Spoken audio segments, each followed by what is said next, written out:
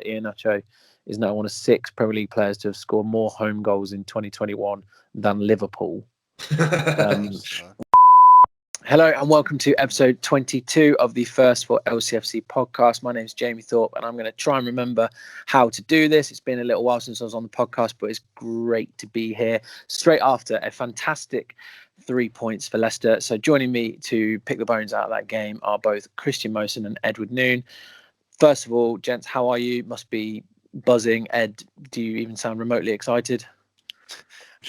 I'm excited that you're back. I thought that you forgot what podcasting was.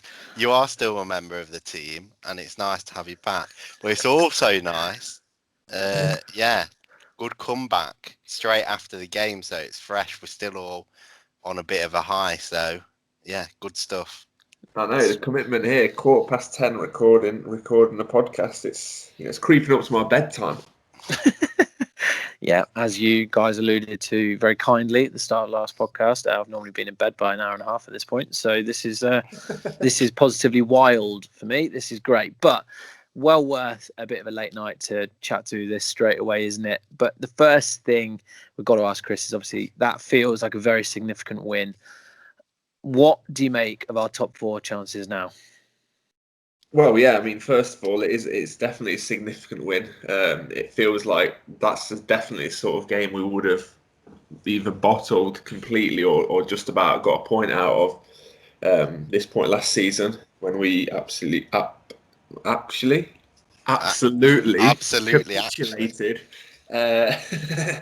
But no, I think, like say, it's one of those results where the cliche is obviously it's you don't have to be playing well, but you'd still take all 3 points from it, and I think that's definitely falls into that category.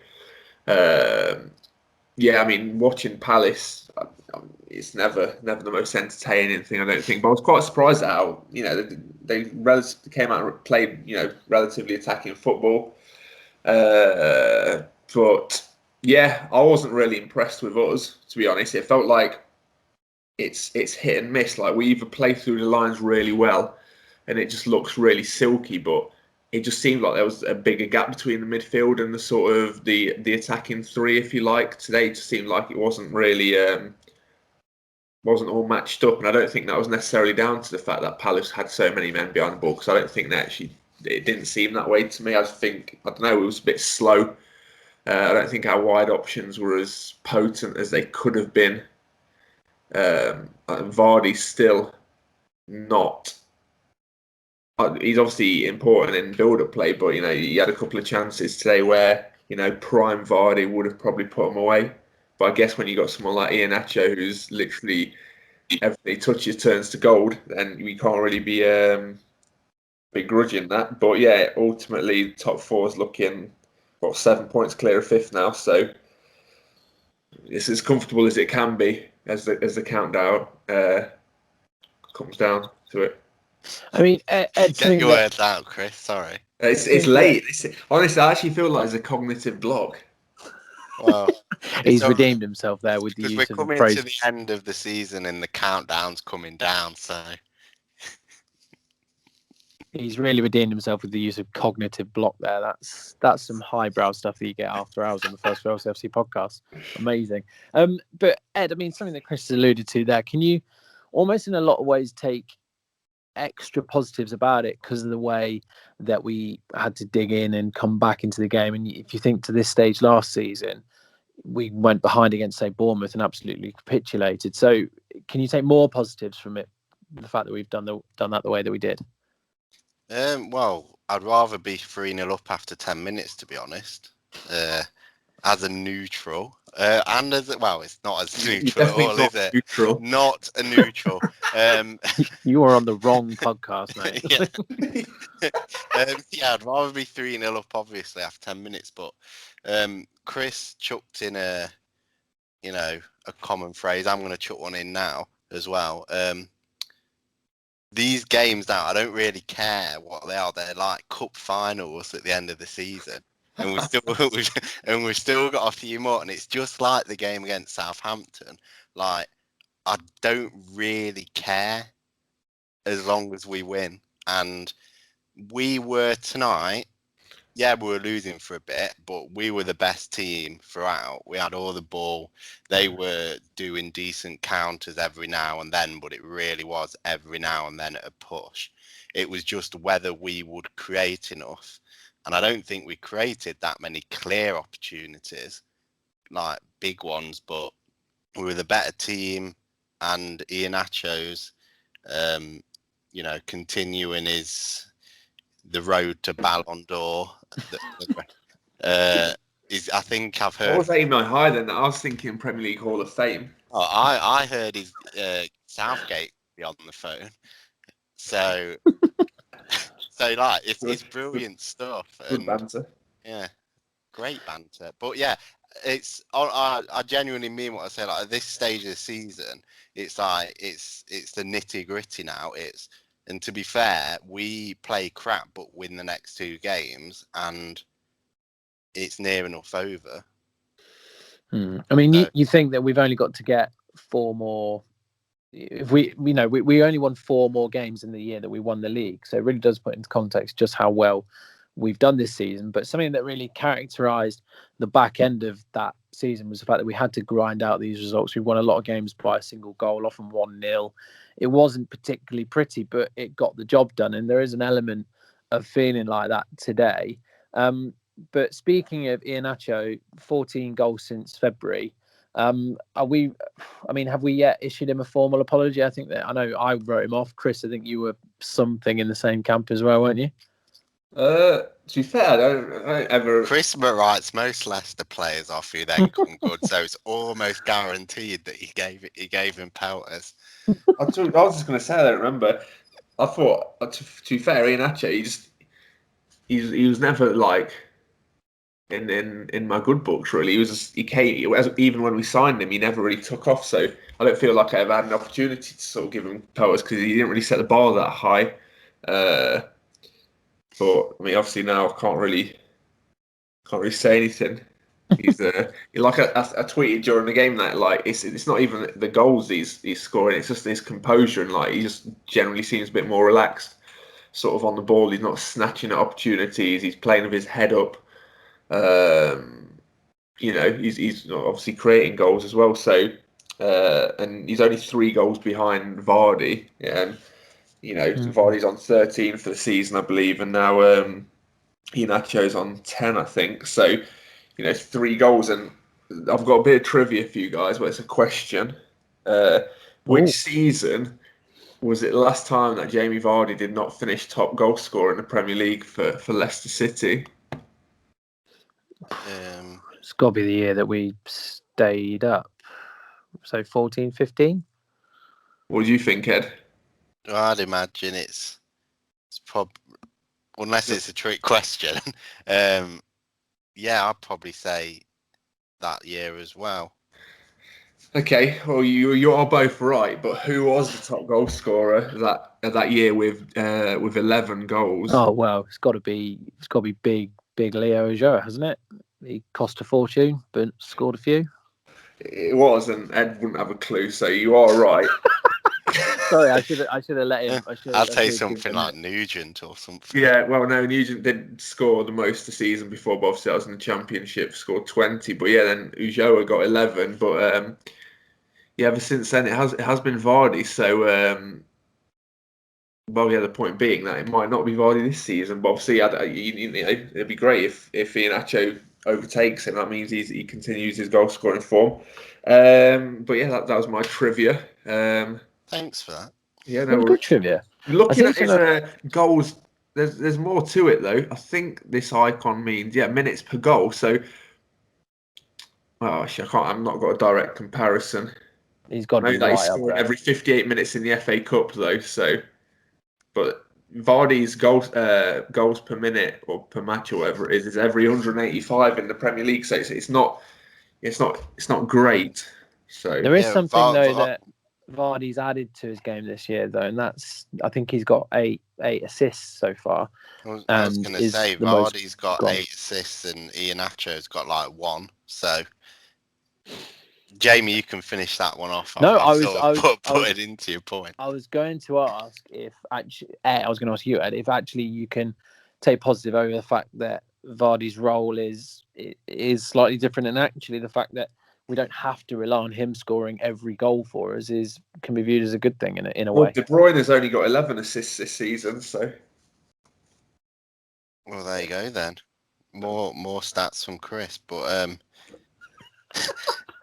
like, yeah, I don't even think Vardy's role is slightly different. I think it's massively like, you think he's always been like the one man up top, and now he's drifting. And it seems like every game more and more he's drifting wide. But when he comes wide and he brings one or two players with him, there's so much space in the middle for Iheanacho or Tielemans or Maddison or whoever's in there. And he's getting to the byline and doing more crosses, and it's just, his finishing's not been as clinical as it usually is recently. But actually, sure, I don't know what the stats are, but is he involved in just as much sort of goal scoring opportunities? He's just on the creative side rather than the finishing.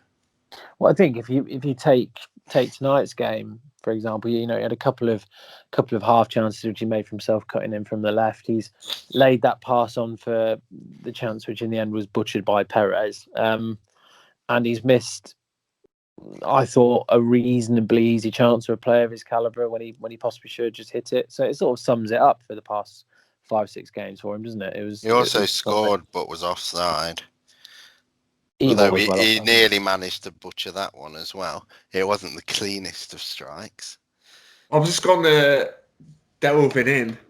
I think there must be something wrong with Transfer Market's website, because I'm looking at top goal scorers per season, and the numbers start going down. Like, I don't know, like for example, 2001, our top goal scorer was Adi Akinbaye, who scored 9, and then the following season, 01-02, was Brian Dean, who got a massive 6 goals. But then you scroll down to like the old First Division in 1986-87, and Alan Smith only got 3 goals, and he was the top goal scorer. So I'm not sure if I'm being reliably informed, because the season before he was top goal scorer on 2.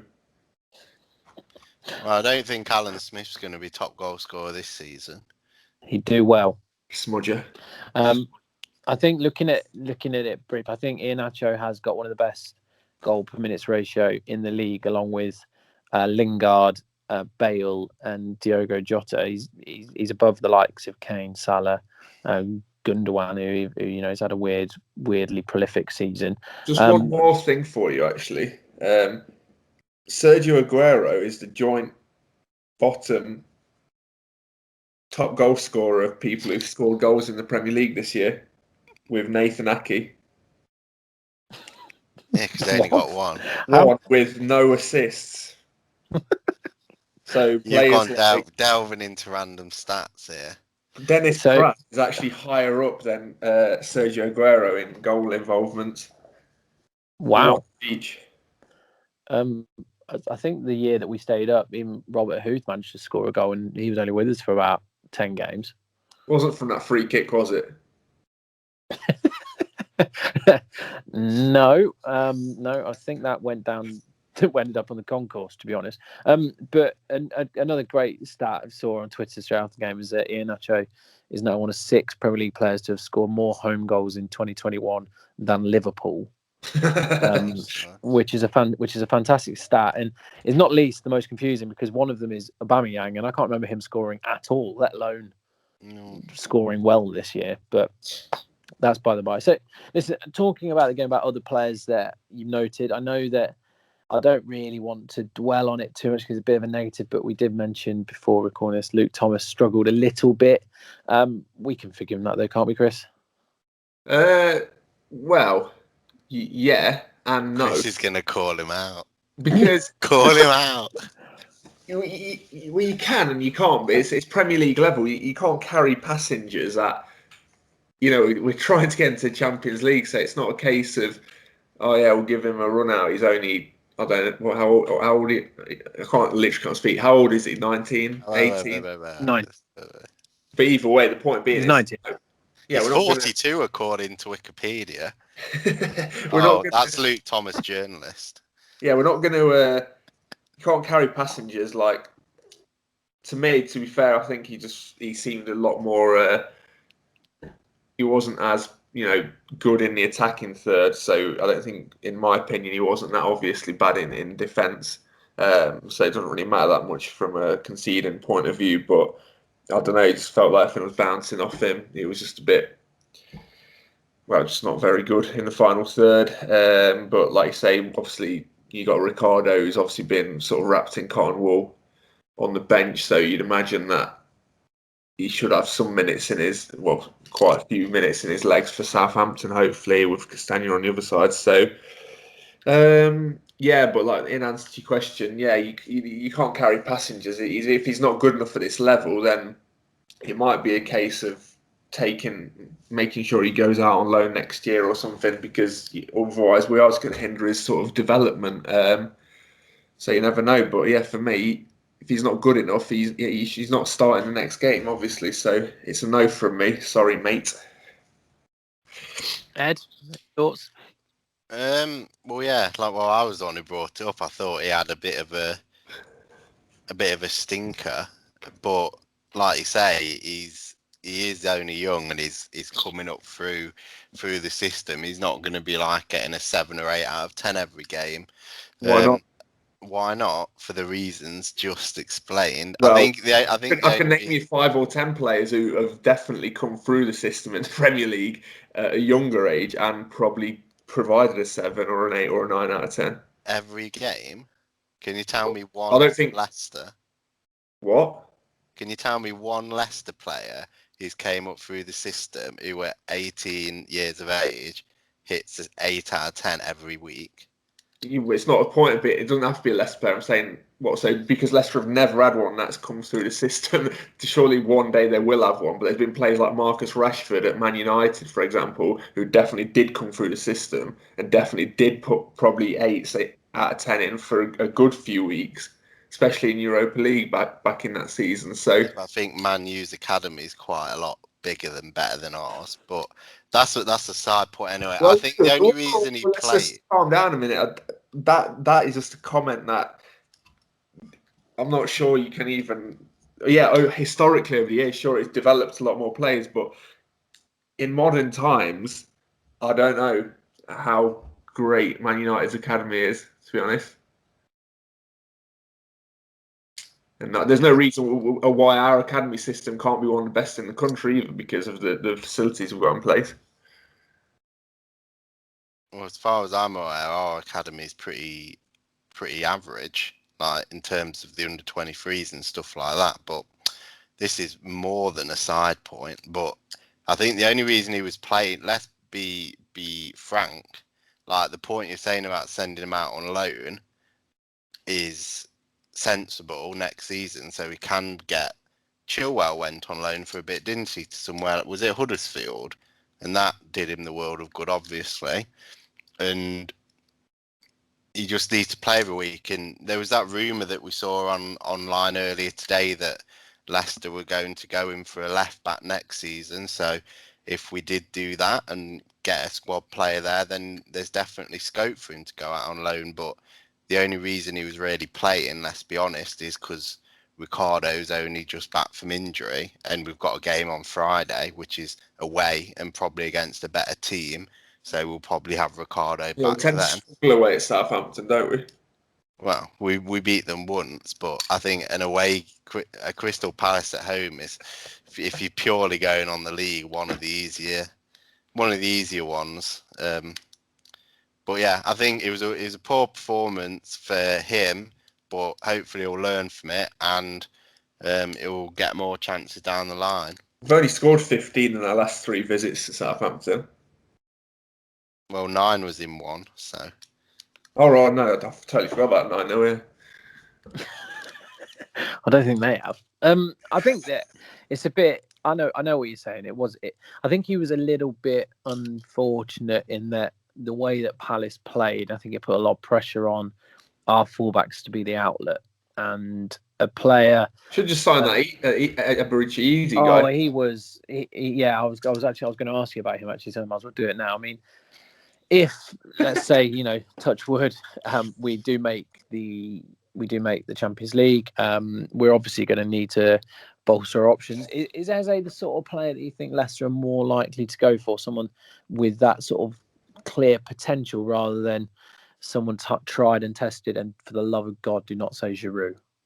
Well, I was looking at him more. There was that other guy who came on late on in the game. You ever heard that Jeffrey Schlupp? I fucking knew you were going to say that. Yeah, because he looks like an untapped talent.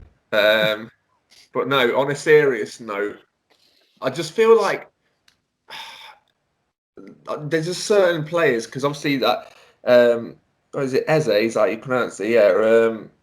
I just feel like I just class him as like a London guy.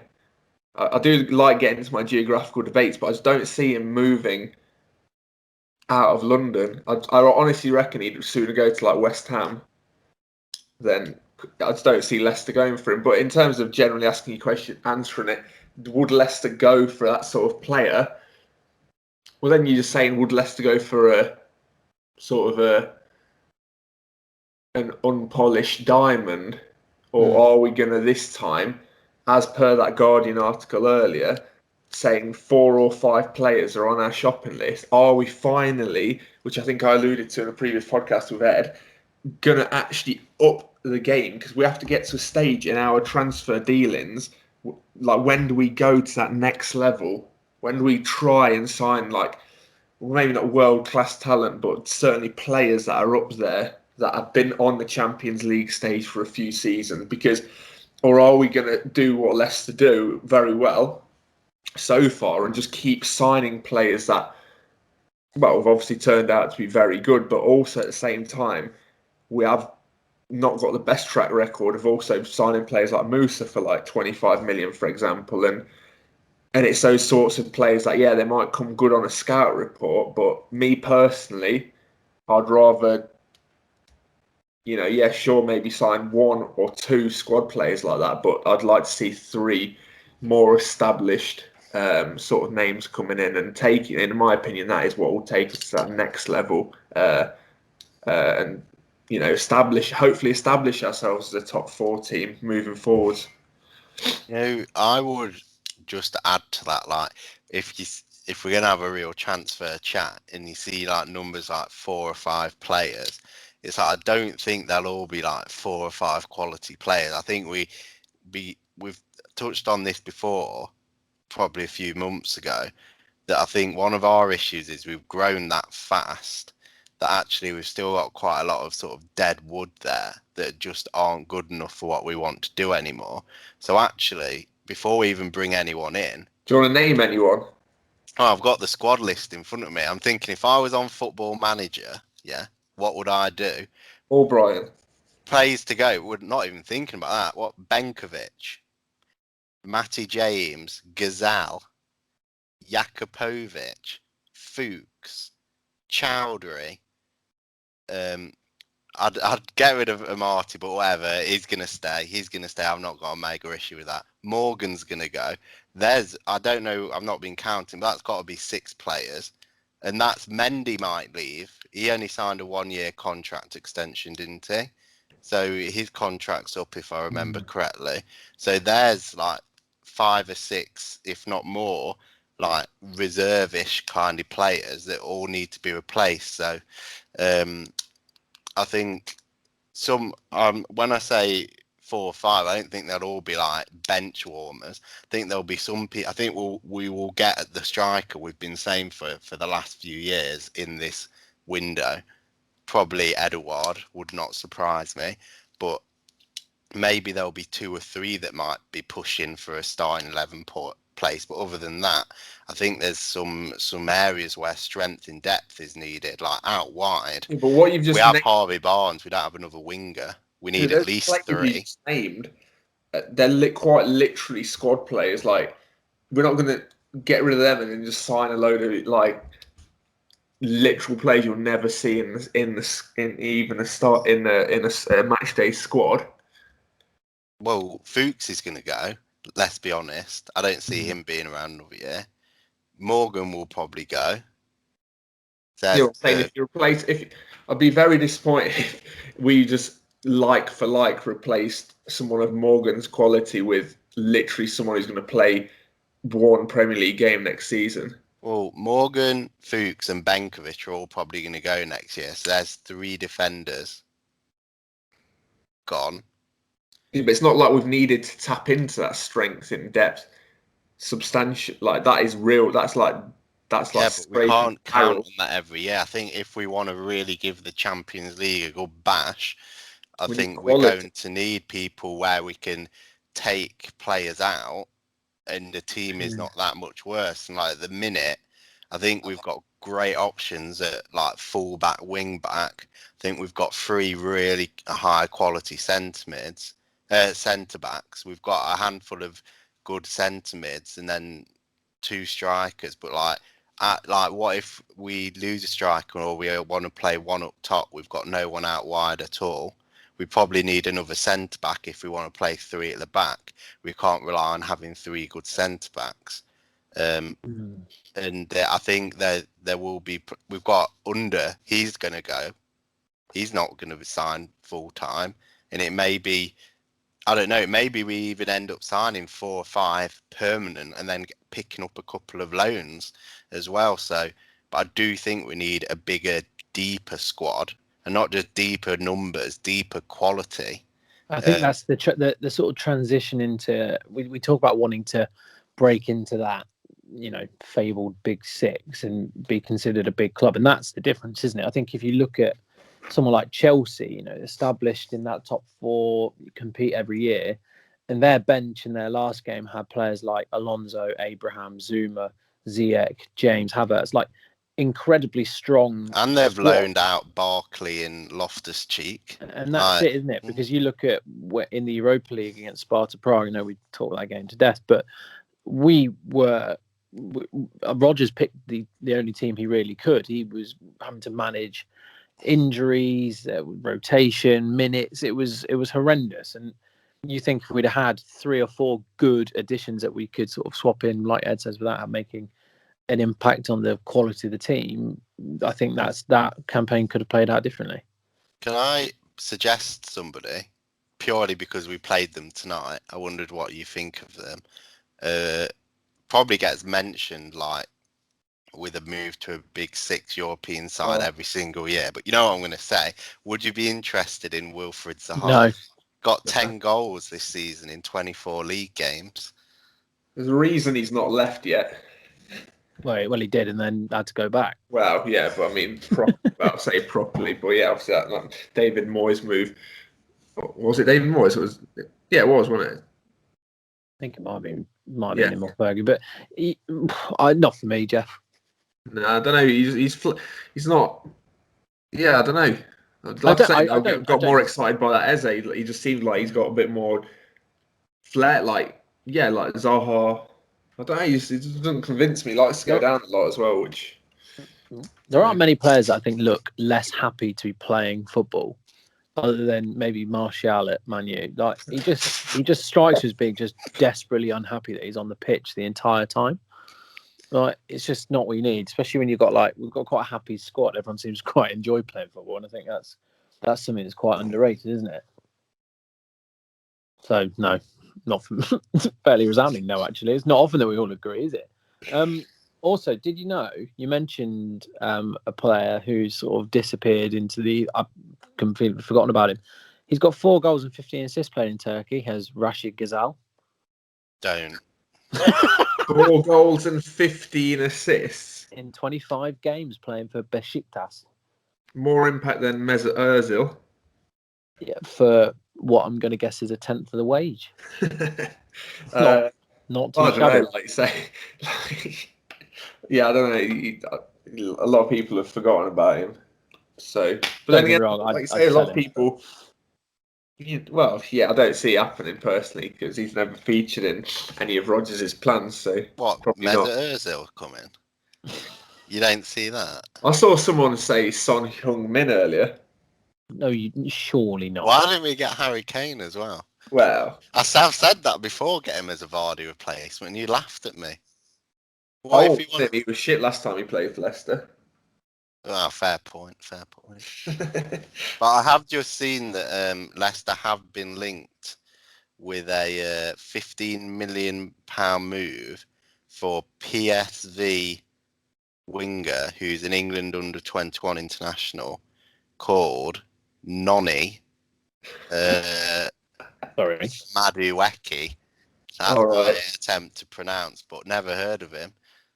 7 goals, 6 assists. So maybe it will be interesting though. Like we can have all this speculation and plans. Like it's all if we're going to actually bring it back to proper discussion. We've gone off on a side point about transfers, but all these transfers plans are going to entirely depend upon what European competition we're playing in next season, because the financial power that we can get from being in the Champions League is large, as well as sort of the actual how attractive it will be for players who want to come and play in that competition. And hopefully we have a slightly better transfer window than the last time we qualified for the Champions League.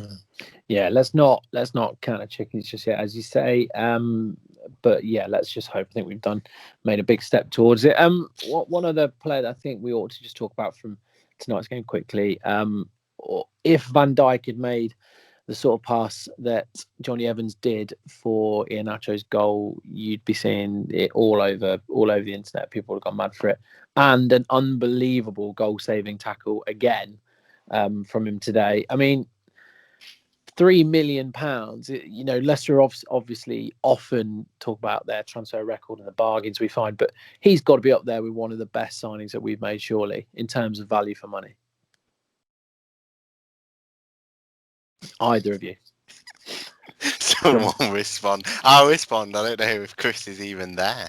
He usually likes to chip in. But yeah, we've done very well on these value for money transfers, haven't we?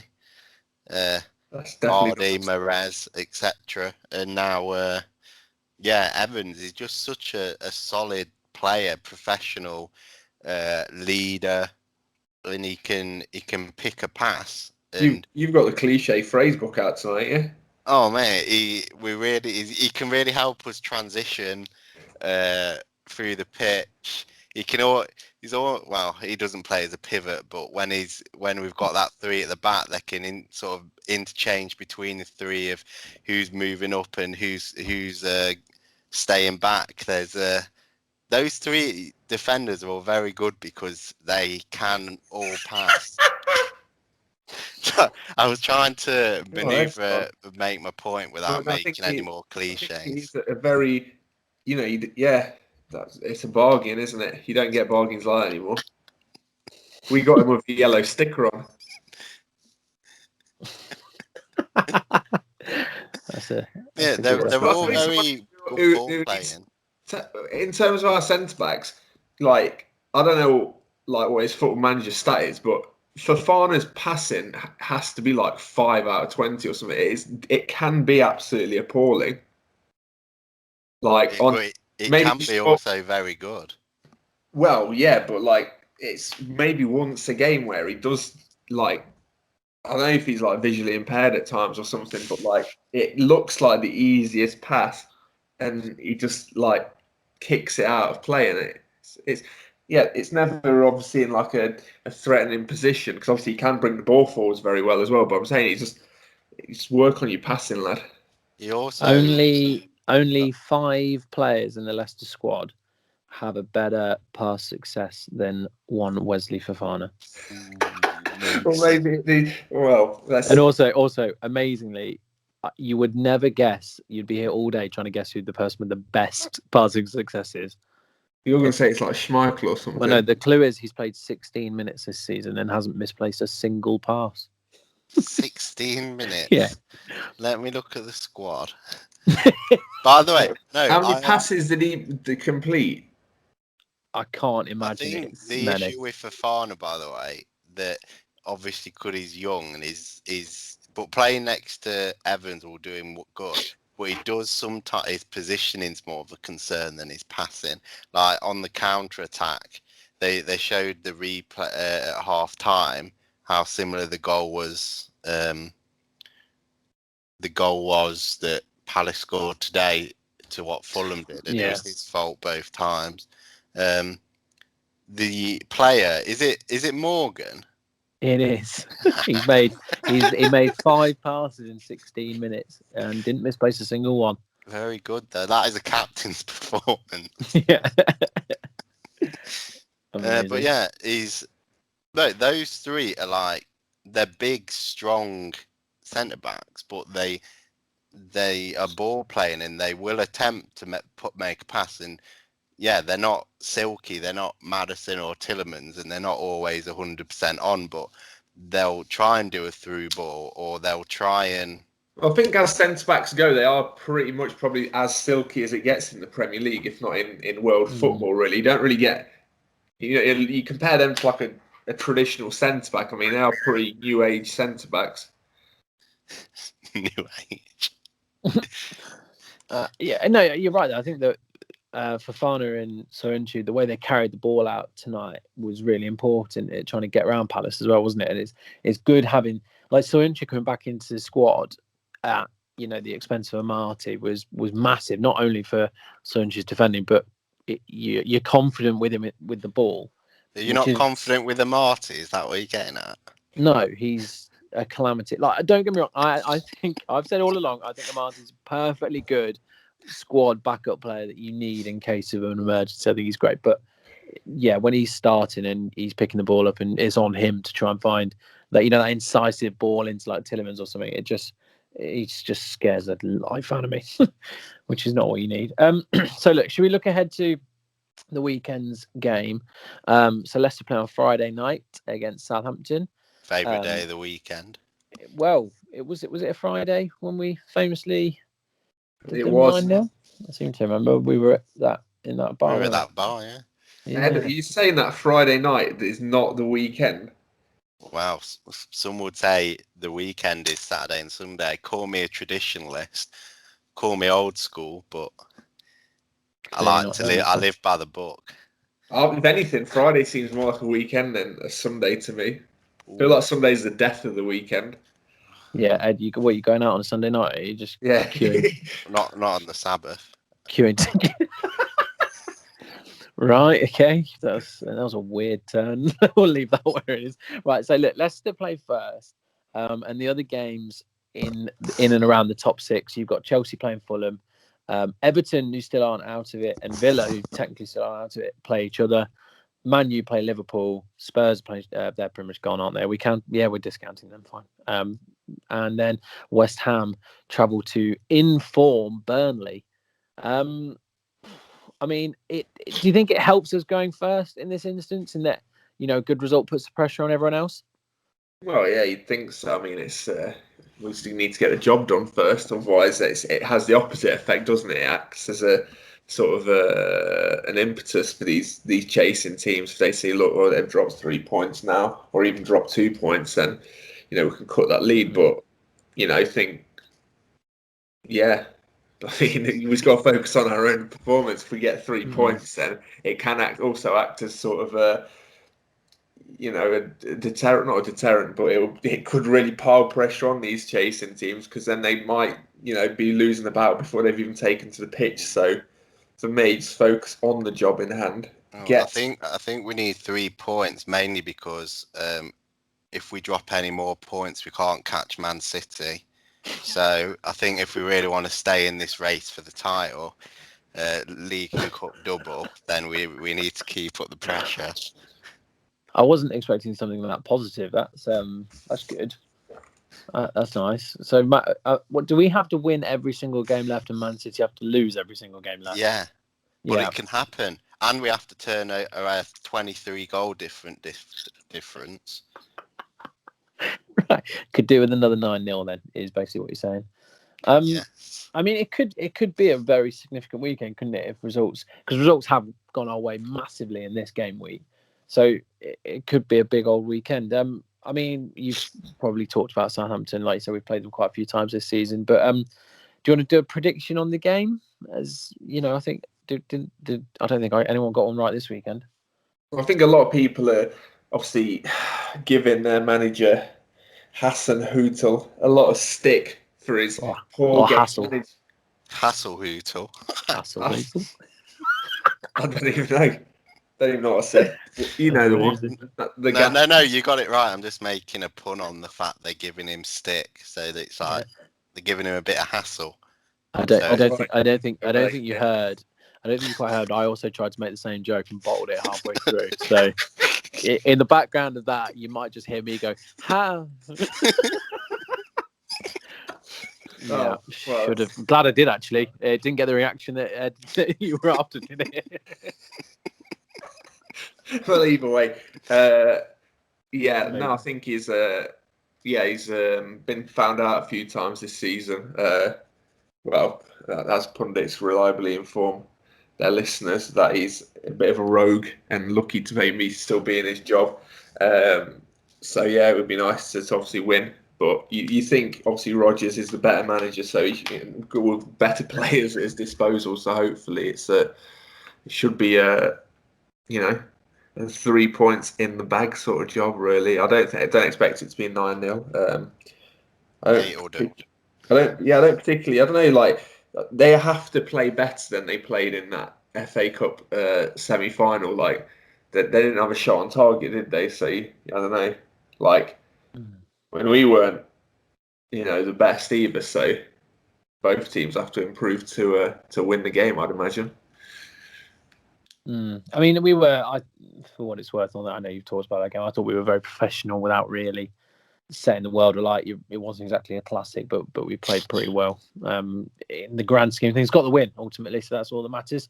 I'd take another scrappy 1-0. That's for sure. Yeah, absolutely. Bite your hand off for that one. One question I did just want to ask you both very quickly, as we've got, we are right into the business end of it now. So, I mean, we did try and do some predictions earlier on in the year. I was wondering if you would fancy putting your neck out there as doing your top 7 in the Premier League and how it's going to finish, and because I think that it could change quite a lot. Top 7. So get the Premier League table open. And start having a look at it. I think Ed's obviously got dreams of Leicester overtaking not only Man City but Man United. We'll see what your prediction is. Foxes Ed, never quit, lads. Be fearless, right? Keep Ed, you've clearly got the league table open. So do you want to go first? I want to hear your top 1 to 7, please. Yeah. Man City will win. I just think that goal difference is too much for us to get. Yes, that's the thing that'll do it. Their goal difference. Yeah, I do think. I think Man U. Wait, have I just muted myself? No, we can. Sorry. Hear you. I think Man U will come second. However, if we win our game against Southampton, we are only 2 points behind them. So, and they play Liverpool. So that's probably, if we're being optimistic, where we should be looking. I think Man U second. I think we're going to come in the top 4. There's my prediction. It's very unlike you to be sat on the fence, actually. Well, no, it's just because those last couple of games, it's like, I don't think Spurs are too much of an issue. You know what? I think we'll come 3rd. I think the 4th place team are going to be Chelsea. And so Liverpool missing out. Yeah, I think Liverpool will be 6th. I think Tottenham will be 6th. And I think West Ham? Everton will be 7th. Oh my God. So you're saying that West Ham are going to capitulate completely? Yeah, absolutely. Wow. Head's gone. Yeah, I don't see that myself. I agree with the top 4, but then I think Liverpool come 5th, West Ham 6th, and Spurs 7th. I don't think Everton have got a lot about them. Really, I think they've started the season well, but they definitely have faded. The goals have sort of dried up a bit as well, haven't they? So, unless barring them having a massive changing the form. I think it'll be Liverpool, West Ham, and Spurs making up that 5th, 6th, and 7th. You think the Hammers will finish above the Spurs? They've got a 29-year-old in charge who's got no managerial experience. So unless the players sort of manage the games themselves, I just don't think they've really got the right guy at the helm to steer the ship. And I just think that Tottenham, obviously, appointing him, of obviously they must have a short list ready for the summer. So, I don't really. No, I just don't think so. Like they did, judging how they played in that, in the final, like I can't imagine their fans being full of optimism. I think they're willing just to, stumble over the line, take Europa League, and hopefully, for their sake, have an actual manager in charge next year. Yeah, him being in charge has given me something of an existential crisis as well because he's younger than me. It's really hammered home my middle-age setting, if I'm honest. So thank you for that, Ryan Mason, you dick. Right, but I wish him well. But looking at the rest of I think if you look at the fixtures, like Chelsea, they've got the trickier run in. Liverpool's run on paper after this game is brilliant, but you don't really know what you're getting from them at the moment, do you? And Spurs, again, they're in the same bag. So I don't know. I think I think the next 2 games are crucial. I think we're agreed that win Southampton and win against Newcastle, and we're pretty much there, aren't we? Obviously, that's the start of our late title charge, Ed. But, the way I see it is, I just don't see. And obviously, you can clip this. Well, you won't because you never edit a single podcast. But you could. Don't know how to clip this. That there's no way Leicester are not gonna win or take points from their last games against Man U, Chelsea, and the Spurs. Mate, do you not remember last season? Well, yeah, I do, but I'm just saying, like, it's just unlikely. Can you honestly you're opening flash scores and you just see 3 L's at the end of the season? Like, I mean, that would be the worst run of form I'm pretty sure we've had all year. Well, I mean, I didn't see us losing. Was it 4-1 at home to Bournemouth? But I take your point. I think because I think a lot has been made of our tricky running. But do you really think that any of those clubs want to be playing Leicester? Absolutely not. They won't fancy playing us. That's true. I think that the way that we've approached the last few games, I think it's showing that we can beat anyone on our day. I would like it to be over before the last game of the season. Yes. That's all I'll say. Yes, definitely. Although, we're talking about all these things, like, they need this, they need that, is assuming they're going to win every match. Like, teams around us, even this weekend when you were saying the fixtures, some of them have still got to play each other. And teams, even if it's a draw, they're going to, not every team is going to pick up 3 points every game. So like you say, really, if we get 6 points in the next 2, we do quite well not to qualify, get in the top 4.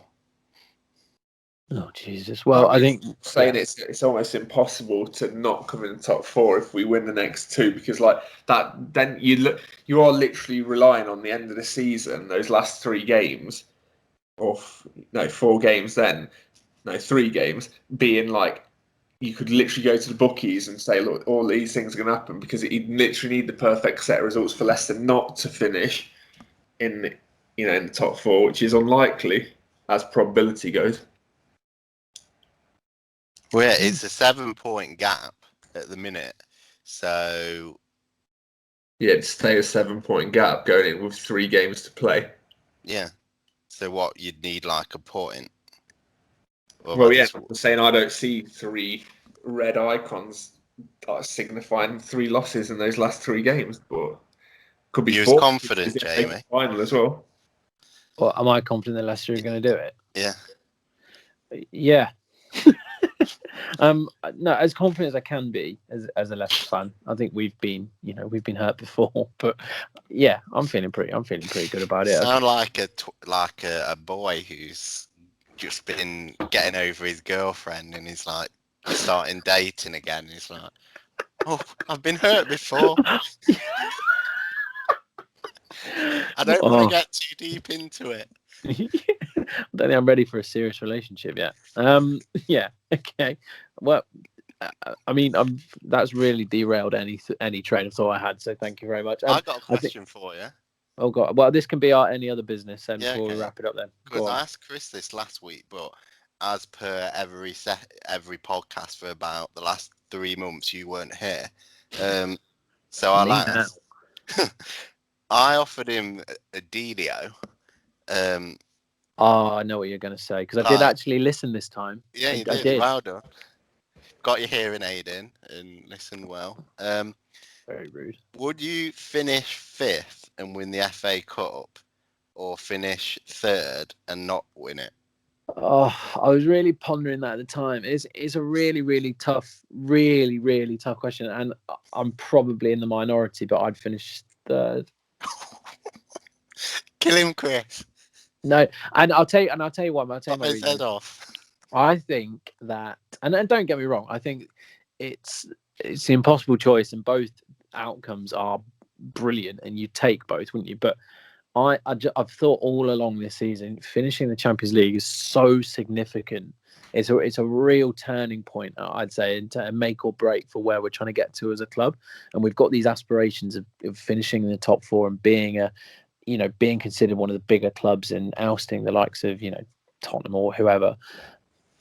We've got to be finishing in Europe and competing in Europe consistently. And if we didn't do it again, I'd worry about what players would potentially be sold, the impact it has mentally, the momentum it takes out of it. I don't know. I just think it matters big time. But there's no reason why we can't have both, I guess, and that's what Krys said, wasn't it? Why not both? Let's be greedy. But take him to the cleaners, Krys.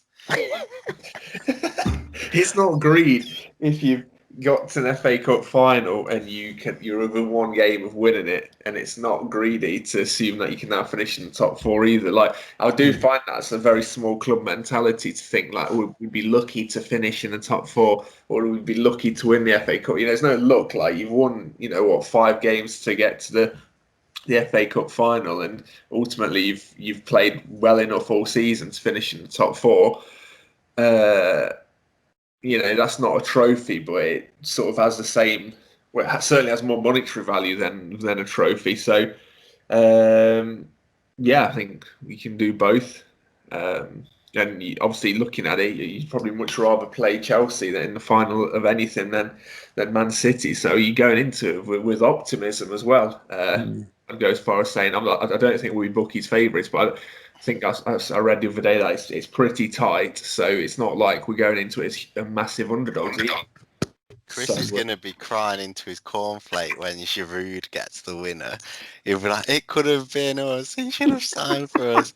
And Jamie is turning away the opportunity of seeing senior man with the FA Cup final with a big smile on his face, thanking all the mums at full time. He's going to rather finish in the top 4. Yeah, but you said, but you agreed with him. I don't know what I think now. I'm just teasing you because I enjoy the laughs. Because he enjoys the bants. Let's just say what is better for the club long term is to get in the Champions League, in my opinion. What is better for like that short term buzz of seeing is obviously you want to see your players with the trophy jumping up and down, going and then they can all put it on the heads and have the pictures. And did anyone see the proper quality? Did anyone see the Hearts, the Scottish team, obviously, trophy lifting at the weekend? No. It's niche, I'll give you that, because obviously it's the Scottish Championship. But I forgot what the circumstances of them going down last year were, but they got done over, didn't they? I think basically, was it a points deduction or something unfair? So there was talk before the game of whether they'd even lift the trophy. But yeah, they did lift it. But you got to watch the clip. Just obviously search it on Twitter. Anyone who's listening, anyone who cares, and it's humorous. It's the most awkward celebration ever, apparently. It's I think there's one which whilst you're on this weird YouTube hunt that we've sent you on, also look up Ulster, the rugby team, trying to replace bottles of champagne for when they lifted the trophy. You know, they shake it up and spray it everywhere. They tried to replace it with their sponsor, who happened to be Magners at the time, and it didn't really fizz. So they were just sort of lobbing these glass bottles of Magners at each other. It was really awkward. Not even tinnies. Not even the cans, which, you know, they didn't think that through at all. So there you go. There's some bedtime reading for you all. Enjoy that. Should we leave it on that note, or is there anything else that you'd? This is supposed to be a quick one. It's not, is it? Yeah, none of us actually gave a prediction. Oh. Despite all that discussion, nobody said what was going to happen. I mean, you did berate Krys for the lack of control over the last podcast. I'm starting to think that it's just not a controllable thing to do, is it? The tangents everywhere. Right, go on, quickly. Prediction, Southampton. Go, Ed, now. 3-1, Leicester. The end. Krys. 2-1 Leicester. And I'll go 2-0, just to be different. Different. And I think that Jamie Vardy shall score a goal, in case it helps. Right, should we leave it there? I think that was good. Thank you for listening. If you've made it this far, it's always a treasure. We do appreciate it. Please do give us any feedback. It does get passed on, especially from one Richard, who likes to comment on Ed's performance, which we all look forward to. Genuinely, it does give us a good laugh. But everyone else, please send in any comments you have. We do love to hear from you, and thank you for listening. And hopefully I'll be on next time, but if not, one of us will be, and we'll review hopefully another big 3 points for the Foxes.